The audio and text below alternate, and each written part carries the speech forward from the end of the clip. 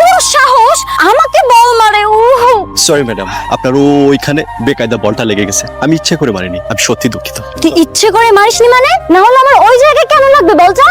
তুই তুকারি করে কবি না কিন্তু, হ্যাঁ তুই তুকারি করে কলি আমার মাথা কিন্তু টকবক টকবক করে ফুটে উঠবে, তখন কিন্তু বুঝবি নি। হ্যাঁ তুই তো পারি না, আরো বেশি কিছু বলা উচিত। কষিয়ে থাপ্পড় মারতে বেয়াদব। এই সেমরি, এই তুই তো দেখছি মহিলা রংবাজ। এই তুই কিসের জন্য থাপ্পড় মারবি? আমার থাপ্পড় মানে অত সোজা না, বুঝলি? তুই আমার গ্রামে এসে তুই সেমরি কিন্তু বেশি বাড়াবাড়ি করছিস। কি তুই আমাকে ছেমড়ি বললি? এই আমি কি ছেমড়ি? তোর তো দেখা তো মনে হয় না তুই সেমড়া, তাহলে সেমরি কব না তো কি কব? তুই তো সেমরি রে, সেমরি। তুই কিন্তু ধৈর্যের বাদ ছাড়িয়ে যাচ্ছিস। তোকে যে আমি কি করব? কি করবি? তোকে আমি তুই মেয়ে মানুষ না হয়ে ছেলে মানুষ হলি এতক্ষণে তোর নাকের বারানটা আমি ফাটিয়ে দিতাম। হ্যাঁ এই সেমরি, এই তোর চেহারা তো খুব সুন্দর, তোর ব্যবহার এত খারাপ কেন? এত জঘন্য। তুই মেয়ে মানুষ বলে আজকে তোকে ছেড়ে দিলাম, যা। তোকে দেখে নিব। দুধটা খায় নি বেটা চুপ। এই আমি তোমার সামনেই এই দুধ খেয়ে নিচ্ছি। হ্যাঁ ব্রেক করো, একেবারে কপাত করে খাওয়াই দিল হয়ে গেল গা। এই গ্লাসে গ্লাসে দুধ আর জোড়ায় জোড়ায় ডিম, এগুলো খেয়ে তোমার পাইমেল করে দিতে সব। আমি তো ফকির হয়ে যাবো কয়দিন পর দেখতেছি। এর তো কোনো রেজাল্ট নাই, এর রেজাল্ট তো বারবার ফেল, খালি ফেল। কুলারে মাথায় উঠায় না। এই দুধ গিলাইতেছ, এটা যদি বাড়ির কোনো জীব জানোয়ার গিলাইতাম, এতদিন স্কুল কলেজ পাশ করে ভার্সিটিতে যাইতো, আর তোমার কুলায় সেই জায়গায় খেলাই রয়েছে।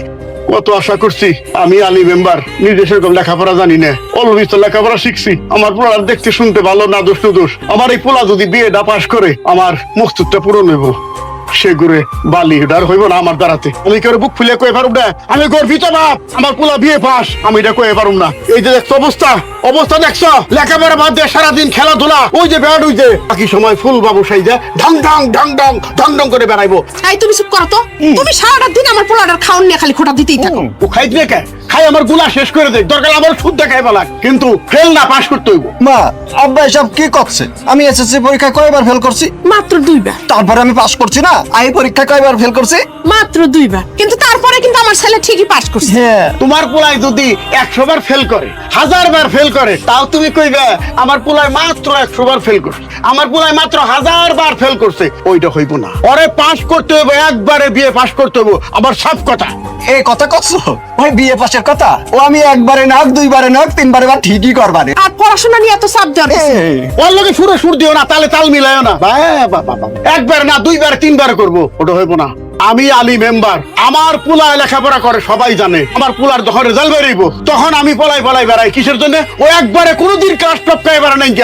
এইবার যেমনে করে হোক এক চান্সের বিয়ে পাস করতেই হইব।